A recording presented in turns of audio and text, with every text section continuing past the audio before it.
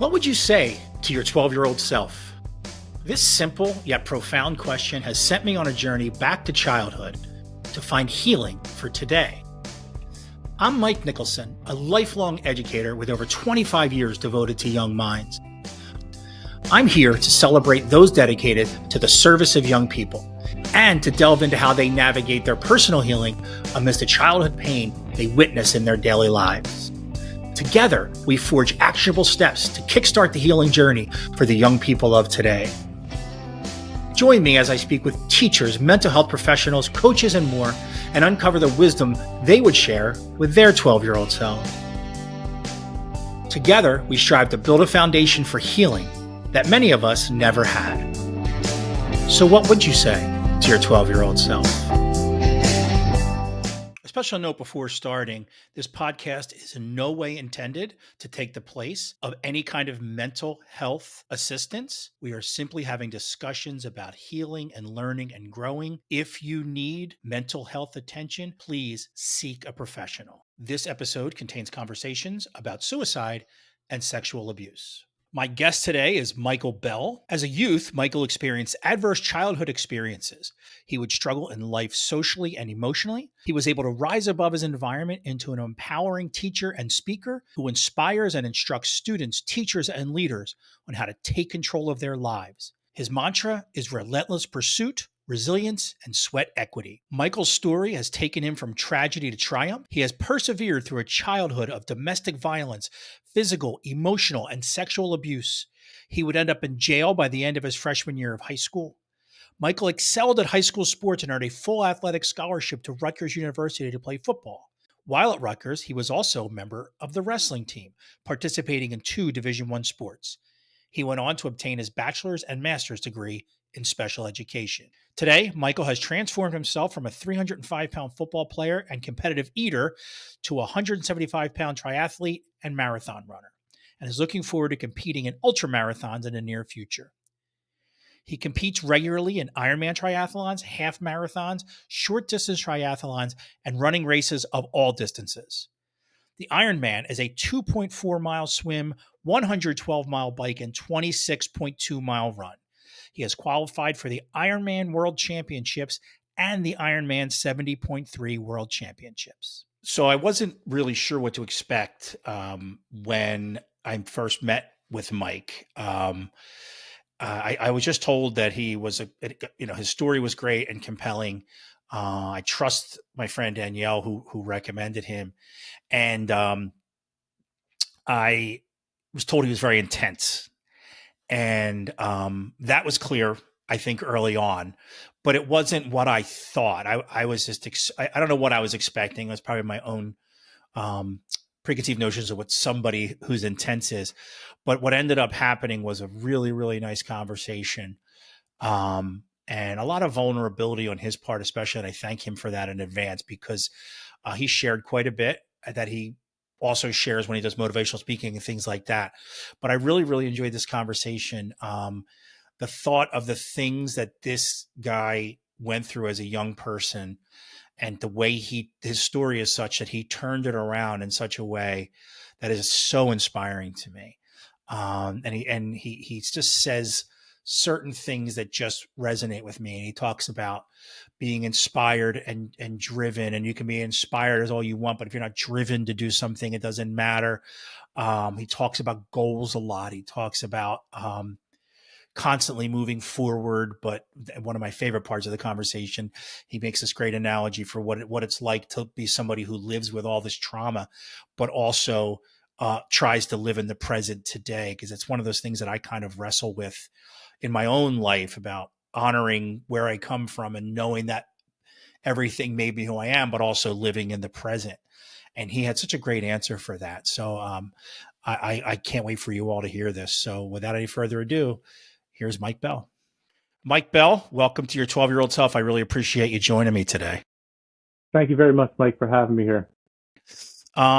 I heard a lot about you, or a little bit about you, through my friend Danielle, who who's kind of hooked us up, and I'm thankful to her. But I want to start by asking you very simply, Tell me about your life at 12 years old. Where were you living? What was it like? What was life like? Let's hear it.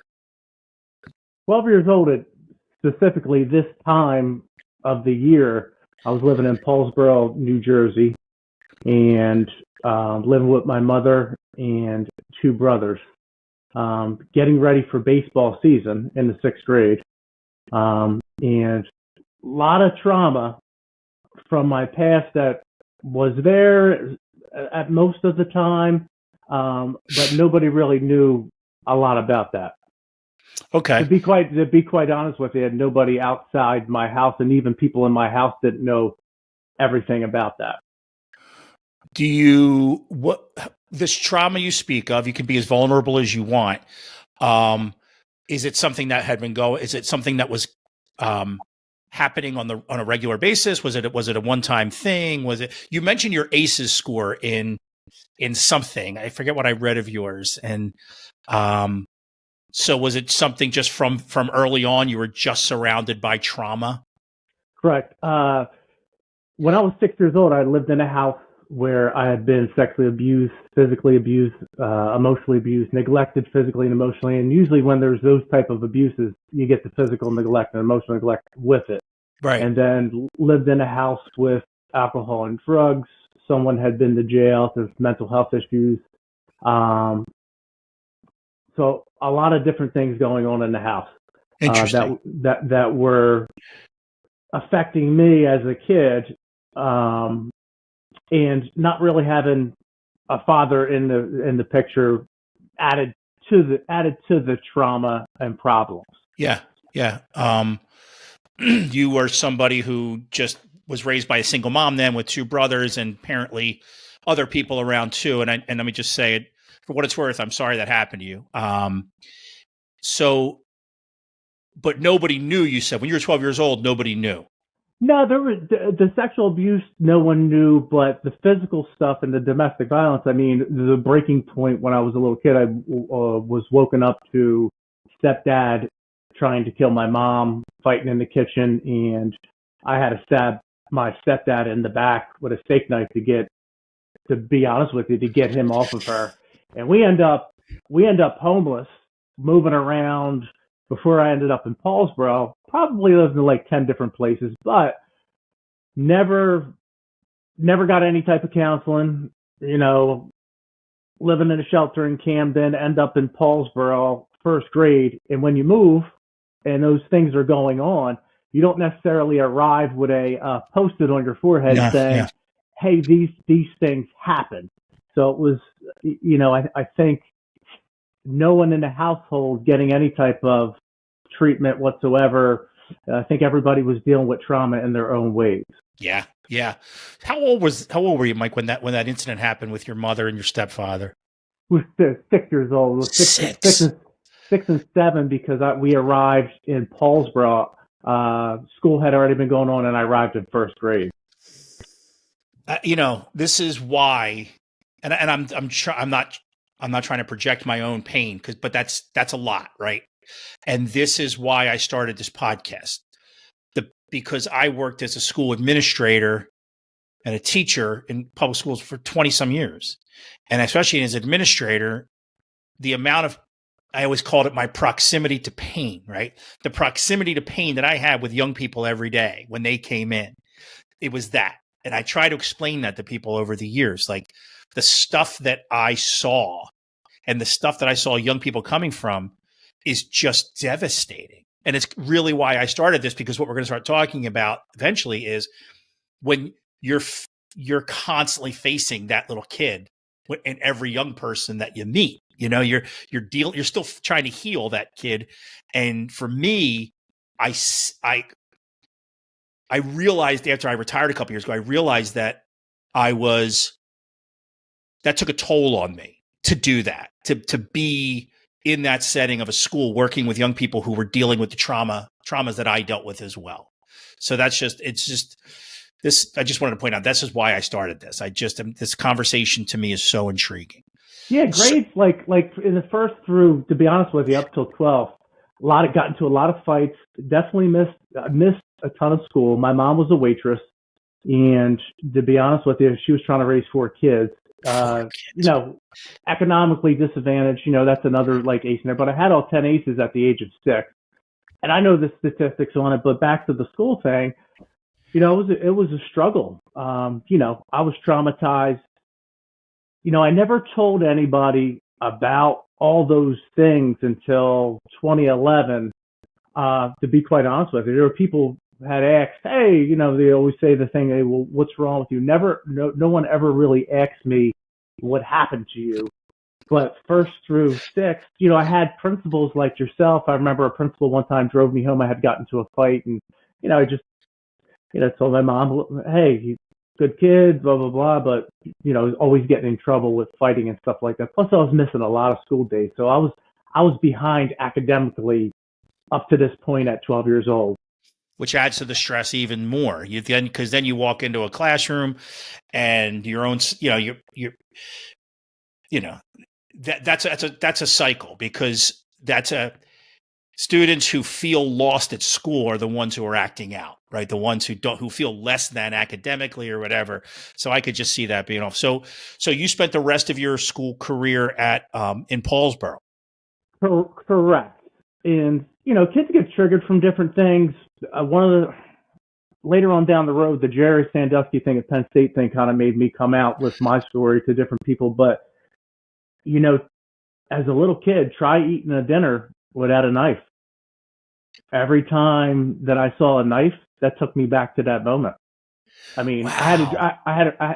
people really don't think about that. And I said, every time I ate, didn't matter if it was a plastic knife, regular knife, when I looked at that knife, that event went back. And just imagine you're eating 3 times a day or 2 times a day, or you're going out, and every time that was a trigger until I learned how to, cope with those things. But Wow. So I'm very intrigued by the concept of, not intrigued, it's heartbreaking, but eventually everyone loses their childhood. And for me, and from my experience, it's often a tumultuous way, whether it's or a traumatic way, a death in the family, whatever. And I'm always taken by people, and myself as well, but people like you lost your childhood at such an early age. I mean, my goodness, like that's a lot. That's a lot to deal with. So what did you, I guess you played a lot of sports then, right? I did. I got involved early, karate because I was fighting, baseball, soccer early on, and baseball I excelled. And then you get that 12-year-old age that we were talking about, and my dad had never been around. He packed up his stuff one day and moved to Miami, and I decided at 12 years old that summer after Little League, I had this thing in my head where I was going to steal money from my mom, went into her pocketbook, got on a Greyhound bus, and went to Miami to find my dad at 12 years old. Did you find him? I did. I got to the Miami bus station and called my grandma, and my grandma got him to come pick me up. I was back home in Paulsboro in 24 hours. Wow. Wow. That's a lot. That's a lot. Yeah, Um, he did not want to. The moral of that story is I was back because he didn't want to have kids. That's why, he left. And within 2 weeks, I was drinking. I mean, I went from playing with GI Joes and collecting sports cards to drinking and hanging out with seniors and people that were first year out of high school. And within a month and a half, I had a fake ID. Within 2 months, I was dealing drugs, and within 2 years, I ended up in jail. so wow. So you can you can pinpoint it to that moment, right? Then where your father shunned you, right? Is that what you're saying from that moment? Absolutely. When I came back, it was like, looking back at that moment, it seemed like I really didn't care about too much coming back. Yeah. Yeah, man, I guess so. I mean, I could just imagine at that point, like what more could you possibly, I could see feeling lost, right? Like all the garbage you've been through, and then you're in your head, you are probably thinking, well, this is going to fix everything. I'm going to go, my dad's going to take me, and everything's going to be good. And it was like you're probably like your last ditch effort to try to save yourself. And then you Right. were done. And you came back and you make all these bad choices. So how old were you when you went to jail? That was at the end of freshman year. Was hanging around the wrong people, doing the wrong things at the wrong places. Got into, like I said, I was dealing drugs, but we got into breaking and entering into houses and stealing things from people. And yeah, it was a lot. I got out of jail, and like a month later, they sent me to Scared Straight. A lot of people remember the Scared Straight program I up at remember that. Yeah. Rawway State Prison. And a month after I got out, sent the Rawway, and that was an experience in itself. It's also traumatic as well for a 14-year-old kid, I guess. How long were you in for? It was like 3 weeks, but it felt like 2 months. I'm sure it did. A lot of people don't understand that I teach and I tell the kids, and we've had kids that run into that, and I say, listen, people think they're tough. They think they're real tough, but then when that steel door shuts behind them, oh my God, it kind of reality sets in that you're locked up. Your freedoms have been taken away. Man, that is an absolute primal fear of mine. Prison. I grew up scared to death of prison. I remember watching that Scared Straight thing as a kid and being scared to death just watching on TV, and you lived it, man. Yeah, my problem with that whole thing was when I went, it was experience in itself. That's a whole nother podcast, but I was inspired, Mike. I was inspired. I was motivated, but I wasn't driven, because the minute I got off the bus, like, the inspiration and the motivation, that went away. You need to be driven by something, and it definitely didn't drive me in that moment. That's interesting. I would love to. We won't have to get into it. I want to be under an hour, so I don't want to get. But that's that. I would love to get into the inspired but not driven thing. That's amazing. And maybe we'll get into that a little bit. I don't know. So when you come back, you go right back into the same practices, same habits, same crowd. A little bit, but started to back off the drugs, the drugs. I was experimenting with a little bit of drug. I had smoked marijuana, was experimenting with LSD and mushrooms early on. I was dealing cocaine, and I had been making, we were on welfare. We didn't have money. We boiled our bathwater on a kerosene heater, man, and the bathtub was upstairs. So imagine bringing that stuff upstairs. And I had a ton of money, but getting out, when I got out of jail, that stuff kind of backed off easy. In sports and teachers really had a positive impact on my life. I started my freshman year playing football, and then I quit 3 days before the season was over. Wrestled, finished the season, but at one point I had walked away, came back, and baseball finished the season. But yeah, freshman year was not a very good year playing sports. Sophomore year, things picked up a little bit with every sport, and the impact that teachers were having on me. It's amazing. I love to hear that, because that's another reason why I'm doing this podcast. People like that and yourself and these people need to be celebrated. Like these people, I don't know how many jobs there are in this world where everything you do, every word you say, except parent, but everything you do, every word you say, every action towards a young person has an impact. And teachers, it's a lot. That's a lot. That's a lot to carry. So that makes me happy that you had that, because clearly it saved your life. Yeah, a lot of the things that teachers did back in the day, we can't do them today. I lived with my gym teacher, who was the wrestling coach, took me in his house. I lived with him during wrestling season. I used to tell people, hey, I'm living with him to cut weight. I was living with him so I could stay out of trouble. Lending me his car, the football coach lending me his car. Today, people, you can't even put a kid in your car today for good reason. But yes, there's a major impact. You can still do a lot of stuff as a teacher, helping kids out. Yep. But not that. Yeah, not to that extent. But in a town like Paulsboro, I grew up in Camden County, and I worked at Delsey for years. So I've I've seen quite a bit of that kind of pushing it for the sake of a kid. Like, what are you going to do? Kid's starving to death. You know what I mean? Like, you got to feed him. You got to go to his house or drive him home or save him. And it's tough. It's not easy. So what was your main sport in high school then?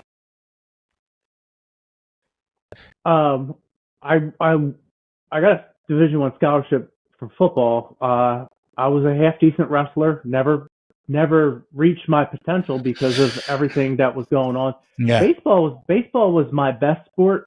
I felt like I was really good at, but it was so hard to be focused on what I was doing when I was doing it. Grades were horrible. I mean, I had a 1.0 GPA going into my junior year, 5.10 on the SAT. Wow.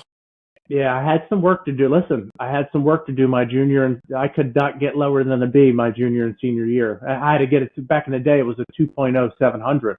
Yeah, okay.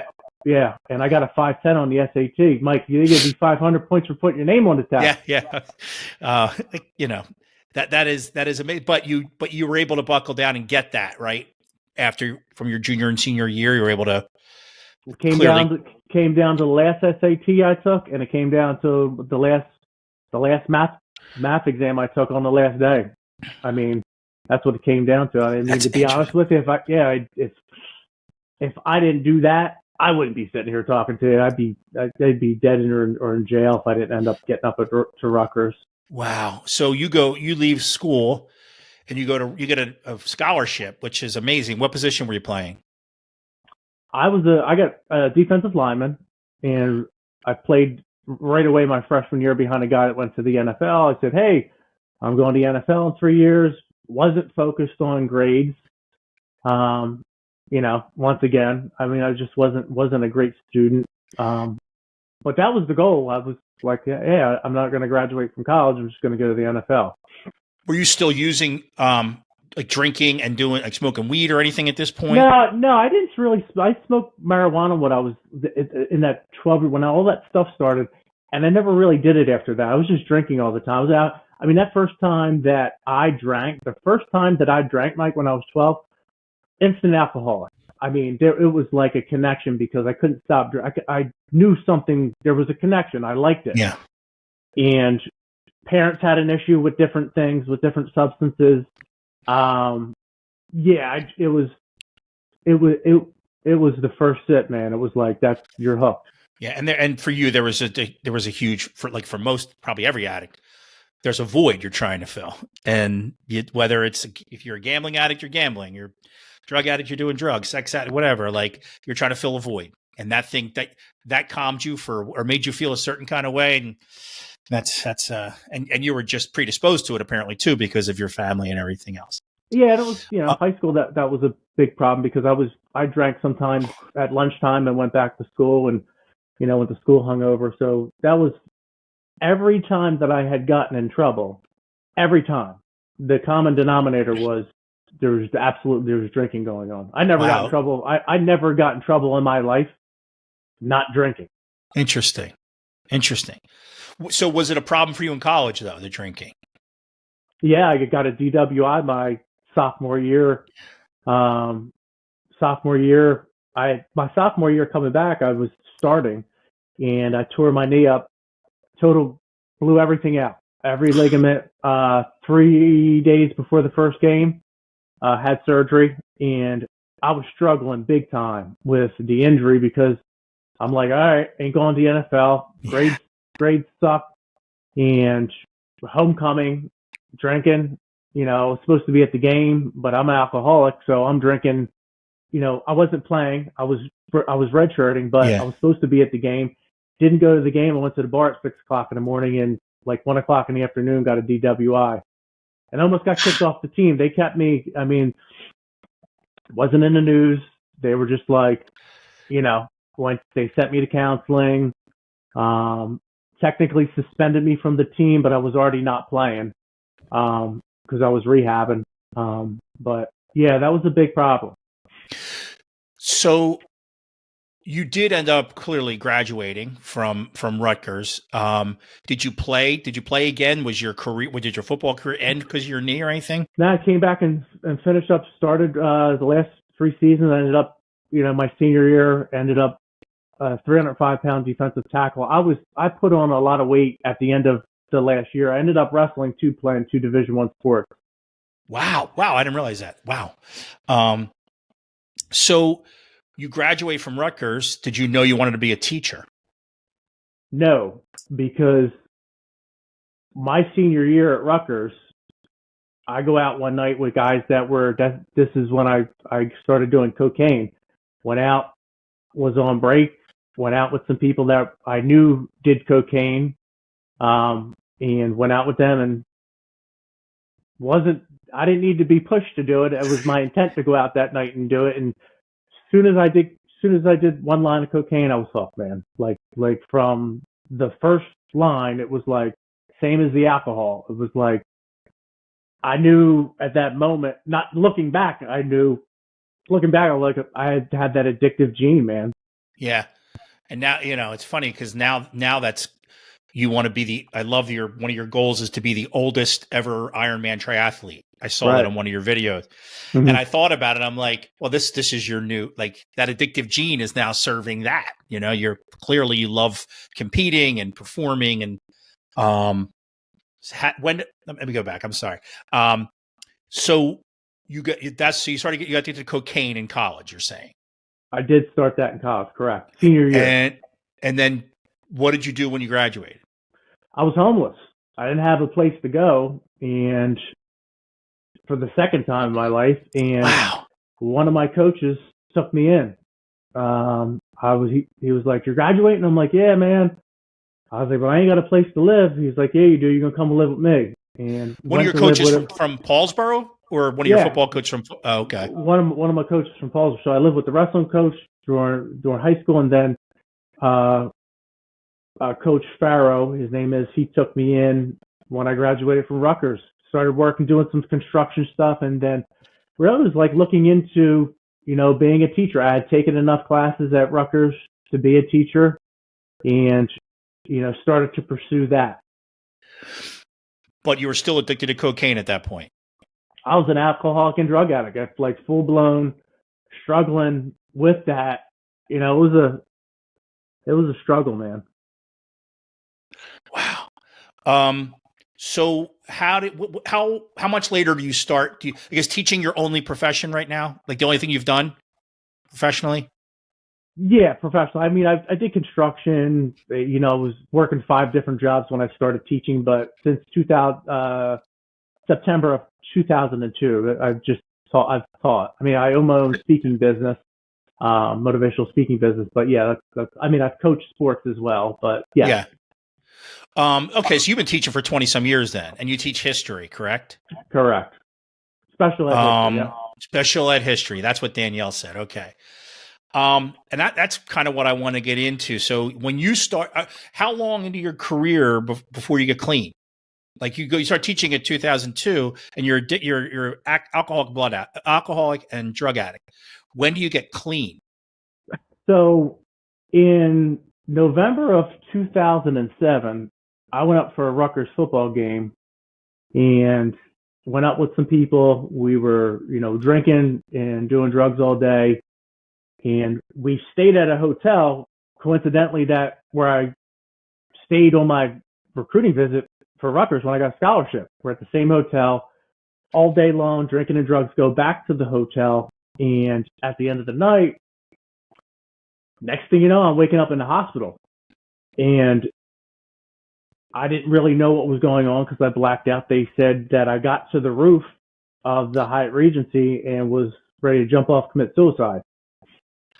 So that was the second time that there was a suicide attempt my senior year in high school. I had driven a car into a telephone pole because I was struggling with a lot of different things in high school, and I had a scholarship coming, and I didn't know what was going on. So it was the second time of this. So that kind of scared the hell out of me because I knew it was real, but I didn't remember doing it. But I know it was real. They had it on camera.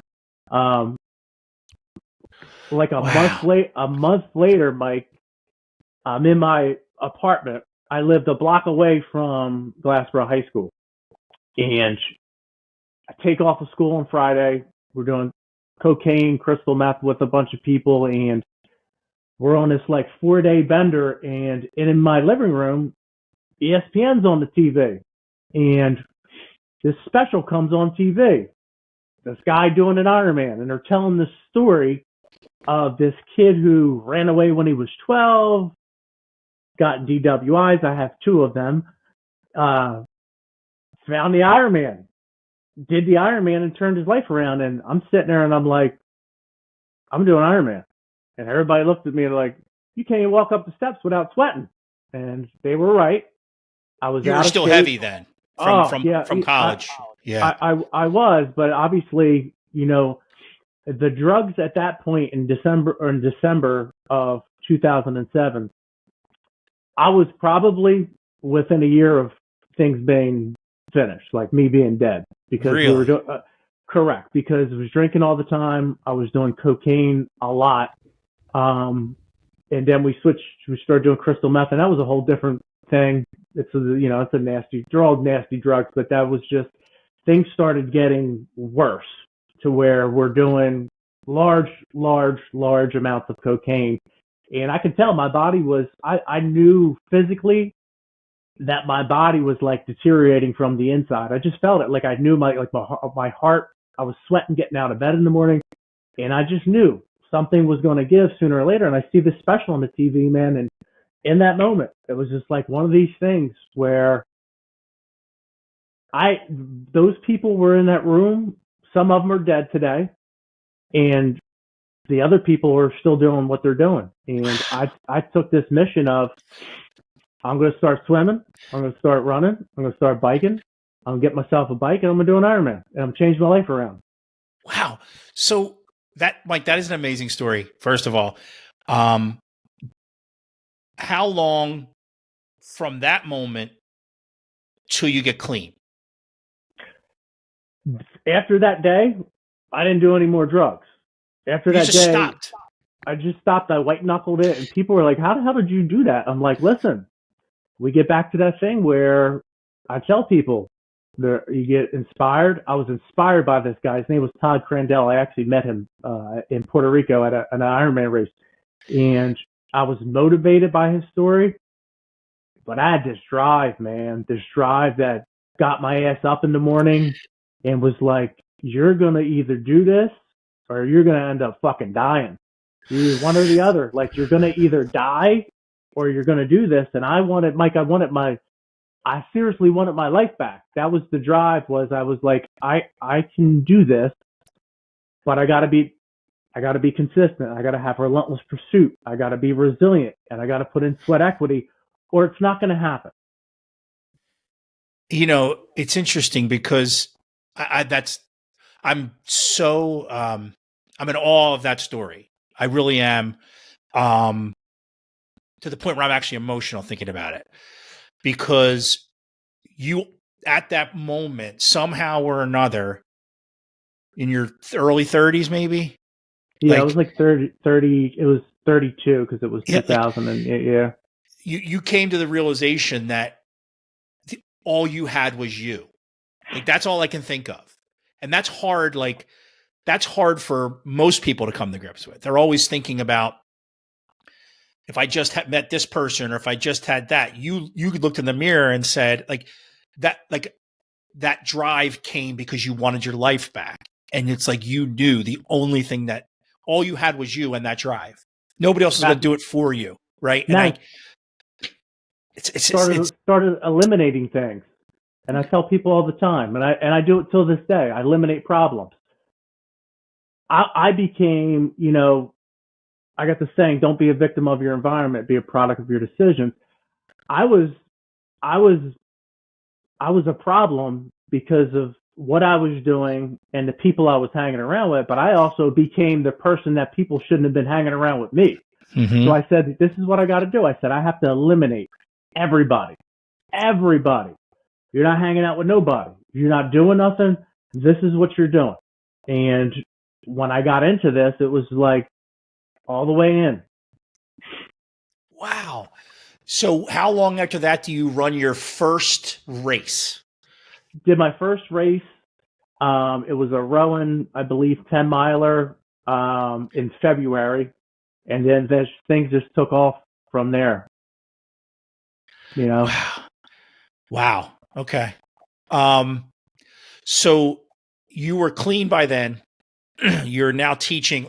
I want to get into what it's like for you as a teacher, because clearly this is my thing. Those of us that work with young people and are constantly facing their own garbage, right? They're constantly seeing their own trauma from in the young people in front of them. Sure. Does that have an impact on you, do you think? Yes, because there have been things that happened.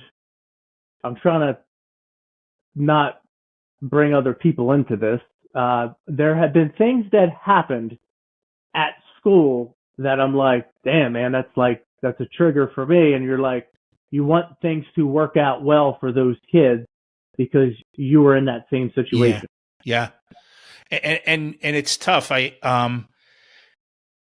You know, do you like counsel kids a lot? Do you find yourself, are you involved in like the anti-drug thing or anything at school, or you just with teaching and coaching is your main connection to young people?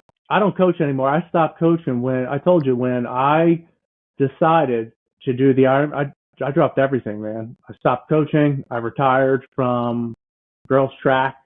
You know, it was hard enough being an alcoholic and drug addict and coaching.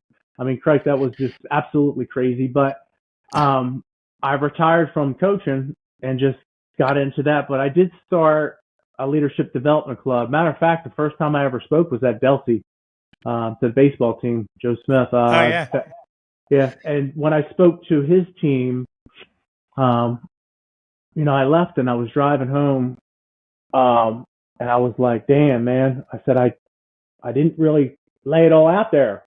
I was actually disappointed because I felt like I didn't share everything that I felt like I needed to be sharing. And I made that point where I was like, you know what? If I'm going to tell my story, I'm just going to tell my story and not really worry about what everybody else is thinking, because here's the moral of the story. Every time that I've spoken and every time I go play, as many kids come up to me and talk to me, I get emails from teachers, from principals, from nurses, from resource officers that say, hey, man, I had a problem with that too, or I got a problem with that too. What do you think I should do? What do you recommend? So I do run a leadership development club. I've been doing that since 2016. So I enjoy that. So that's the extra thing that I do now at school. I tell kids I'm not a counselor. And when I do tell my story at Glassboro, they usually ask me to speak every year to the freshman class coming in. You know, and kids will ask me different things, and I'm just honest with them.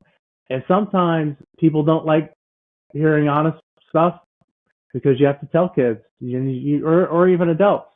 You have to tell them the reality of different things. Yeah, man, and you walk the walk. My goodness. So I wanted to ask you about something, because you mentioned your childhood and everything. Stuff was in your family, and it's something that I've been more intrigued with recently, and I'm very curious about it. And it's this idea of intergenerational trauma. Mm-hmm. What does that mean to you? What do you know about it? Because I'm on kind of a quest to learn more about it.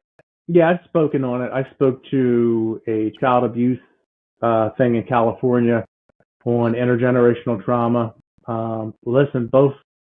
So for intergenerational trauma, let me just go back to the ACEs here. When you have three ACEs of, it doesn't matter what it is: sexual abuse, physical abuse, emotional abuse, neglect, physical and emotional, living in a house with an alcoholic, drugs, someone's been to jail, all these different things.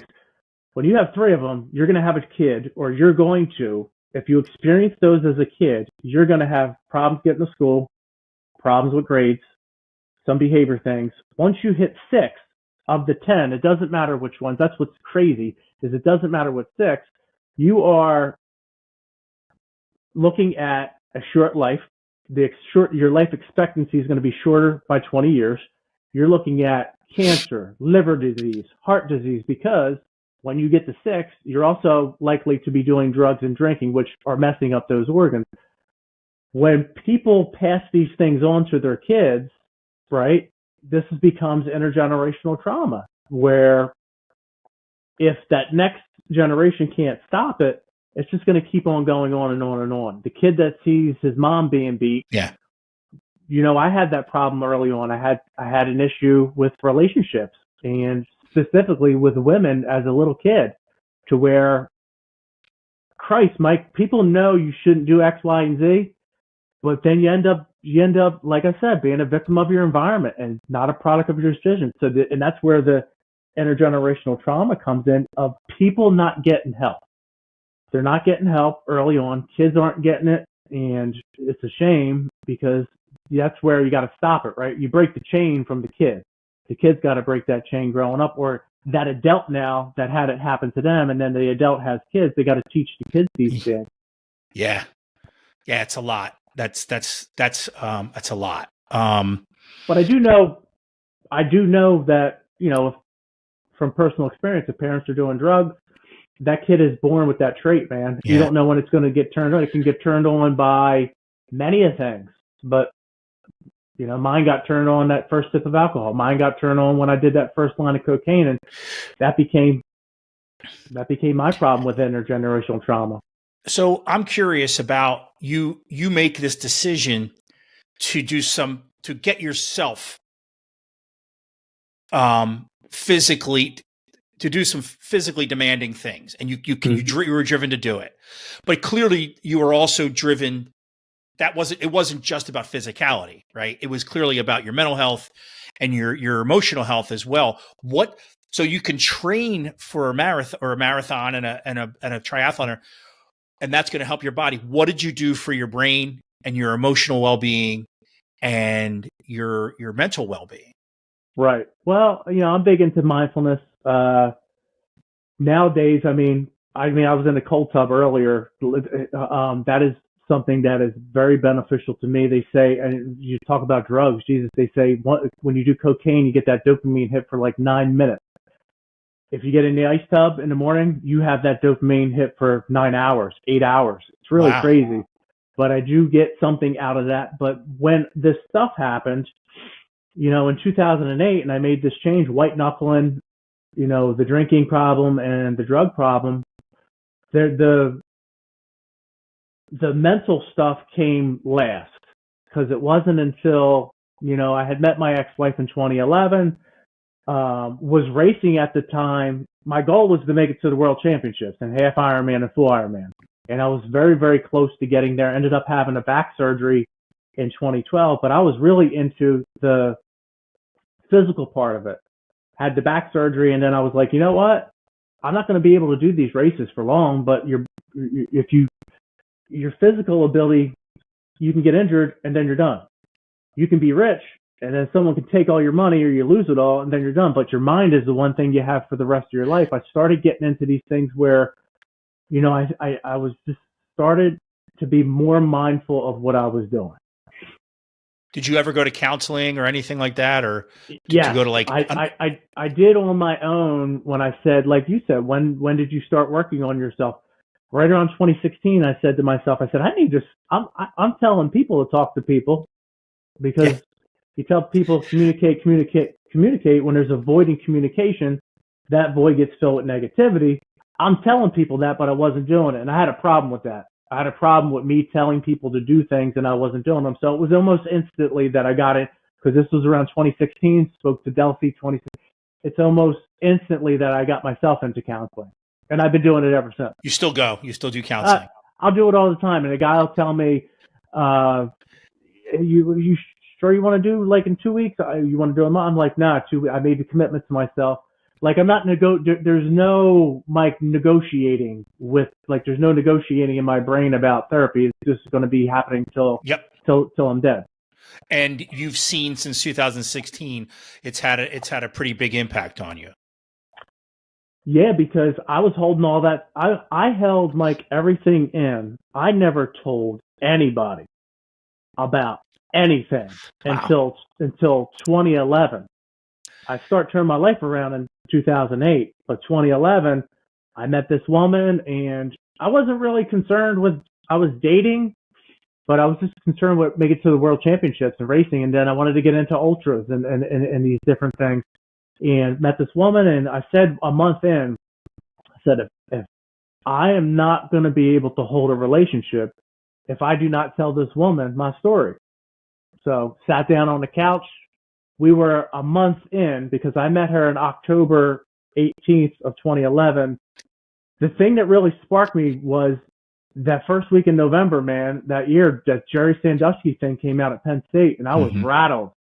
I was like, I was shooken, and it was such a goddamn big trigger to me that I was like, gotta say something, I have to tell her. So I sat down on the couch with her, and I said, hey, I gotta tell you something. And I told her what I'm telling you. And she said, she said one of the most powerful things you can say to anybody.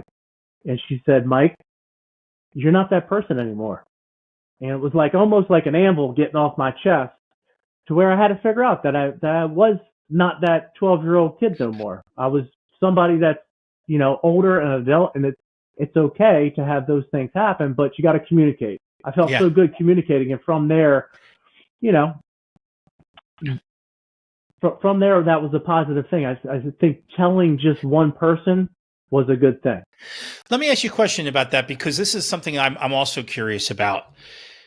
I'm big into mindfulness as well, and I became a dad very late in life. I have a 5-year-old little girl, and my life right now has all the purpose I need, and I understand the only thing that matters is right this moment. Right? It's all you have. It's a gift and everything.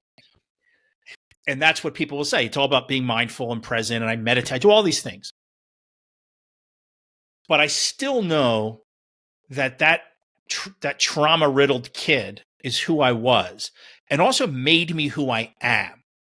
So I guess I'm curious about, for you, she says you're not that guy anymore, you're not that kid anymore. But how do we balance that? How do we balance living now and saying none of that matters because it's not real anymore, but also honoring it and going, it made me who I am. Does that question make sense? Like, absolutely. I was thinking that today when I'm driving my car, and every time I do drive it, they got this big ass mirror or big ass window in front of me, and this tiny little goddamn mirror in the back. And I'm like, and I always knew this, and I tell people there's a reason why that mirror or the window is so big and the mirror is so small. You want to look at everything in front of you, but do not forget where you came from and these things that happened to you, because they can happen again. I know that if I relapse, I had 2 situations where I had 2 setbacks. I went down to Lake City and went down to Lake City and had two setbacks. And I said, I got to eliminate that problem, but you got to know where you're from, man. You got to know, like, I know if I drink, I know I got to be able to look in that mirror and be like, that's what's going to happen. That guy back there is going to come back, and that's going to be a problem. You have to, while I'm not that person anymore, absolutely got to be mindful. You have to be mindful of where you're from, what you've been through, what's going to trigger you, what's not going to trigger you. If you're triggered, what are you going to do? Yeah. So that's the big thing with me, is not forgetting those things that happen, because you don't want them to happen again. And listen, I ain't going to all of a sudden not be an alcoholic or not be a drug addict or not be a kid that was,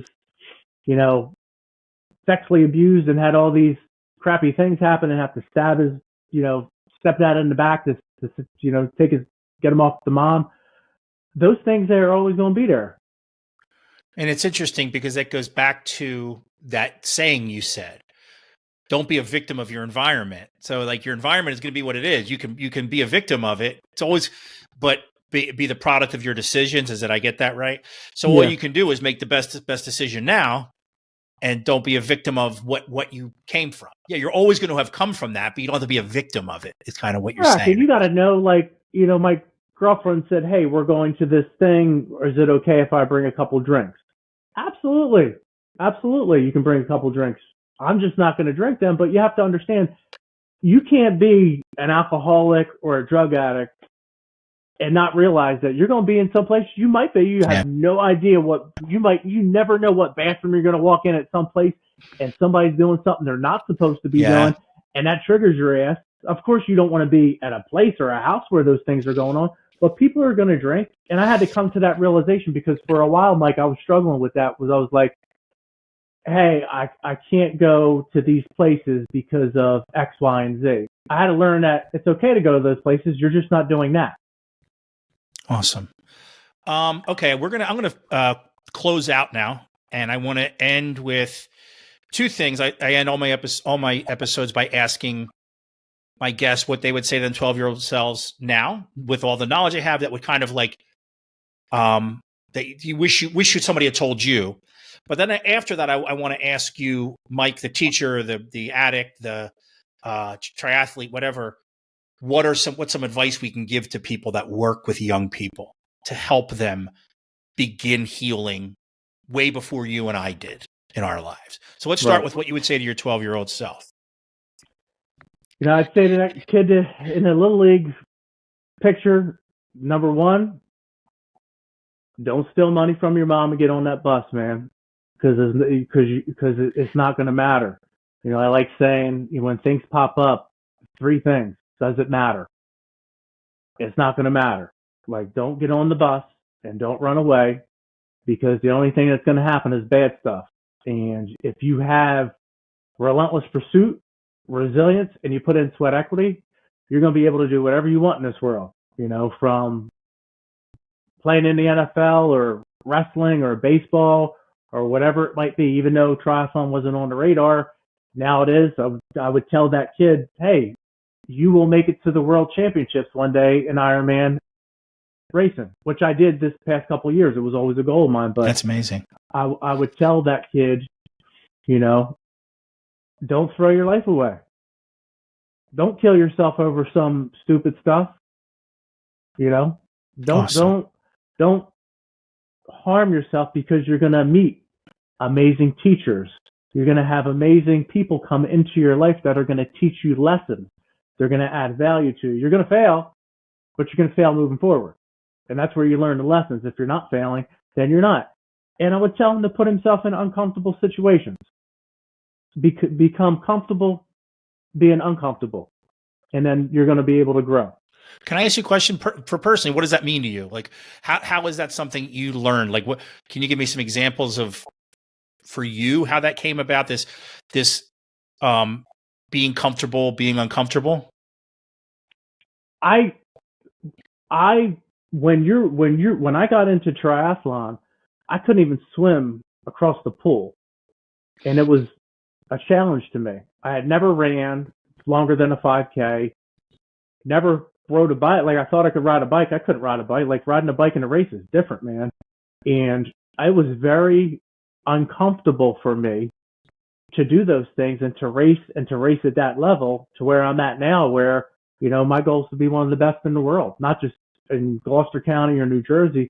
I want to be the best in the world. I kind of hit the reset button with a divorce and all these different things, but I have to be able to challenge myself. And, I always talk to people and I ask them what their goals are, and like, well, I want to do this and this. And I'm like, you got to dream bigger, man. You got to dream bigger. You got to put yourself in tough situations, because if it's not a challenge, you're probably not having the right goals. Mm-hmm. Because you got to be doing something tough, and there's always a starting point, but you got to put yourself, like when I'm training, I put myself in situations where that are tough. I got in the ice tub earlier. I haven't had it in a while, and I bought a new tub, and I said, you're staying in here. As soon as I got in, I wanted to get out. And I said, you're staying in here, because I knew that's where I was going to grow. And you become uncomfortable with that. Yep. So the next time you go and do something, that's easy. I put it in my brain. It's like a computer chip that's in there, and I say, I've been here before. And then you just start raising that level of being uncomfortable, and you just keep going to where things that were once uncomfortable to you are no longer uncomfortable. And I'm not even talking just about the physical part. I have a little bit of social anxiety getting up in front of to speak to people. And I'm like, you got to be able to add value to people. If you never tell your story, no one's going to get nothing out of it. Wow. So what's some advice we'll end with this. Anybody who works with young people today, or parents, teachers, whatever, anyone I say serves young people because that's what we do. What can we do for them to help them start their healing journey earlier in their lives than you and I did? For their kids or for themselves? If they had the opportunity to talk to a kid in front of them. Right. So what are we doing for young people to help them heal, help them start that healing that we both talk about, but that started later in life? What can we say to them what can we help? What advice can we give to the adults to offer to the children? I would make sure that there's communication going on. I know for a fact today, a lot of parents do not talk to their kids about different things, period. Mm-hmm. And I get back to that saying of communicate, communicate, communicate. When there's a void in communication, that void gets filled with negativity. Sometimes it's drinking, sometimes it's drugs, sometimes it's a young kid having sex, sometimes it's bad grades, not showing up to school, acting out. Make sure you're communicating and asking the right questions. Know where your kids are at. Know who your kids are hang out with, but also know the parents. Invite them over. Have kids at your house instead of saying, "Oh, go outside and play." Have them in your house so you know what type of kids your kid is hanging around with. And then if they experienced anything, if you're a single parent mom, single parent dad, and you went through a divorce, there should be some type of counseling going on. There has to be. And if there's not, then that's a problem, because I'm telling you right now, as a teacher, I hear it from kids. Your kids, if you're listening, single parent mom, single parent dad, your kids come into school and talk about how you talk nasty about the other one. They overhear these things and it bothers them. I know it does because the kids talk about it. So be careful what you say in front of your kids. But know what your kids are doing, where they're at, know what's going on in the classroom, know who their teachers are, follow their grades. And at the end of the day, make sure you tell your kids you love them. People don't say that these days. Mm-mm. It's a simple thing.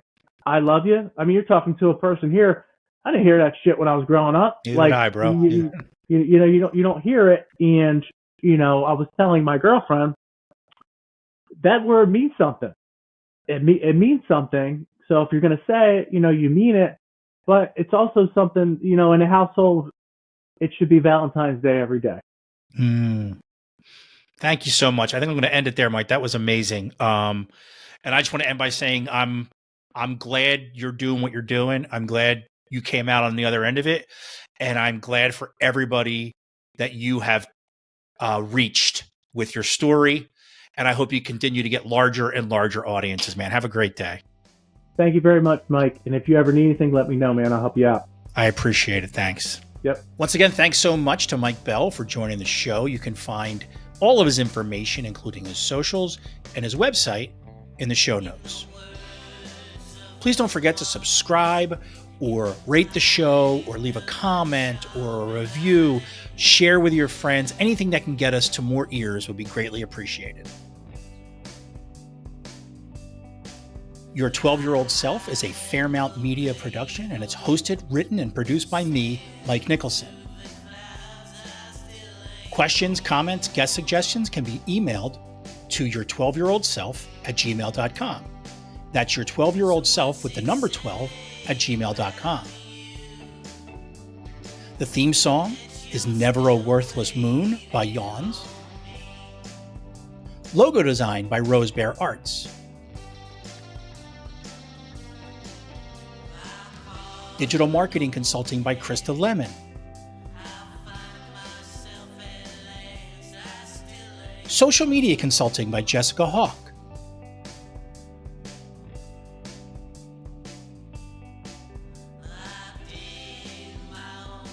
Special thanks to Ron Cornwall and Sarah Finney.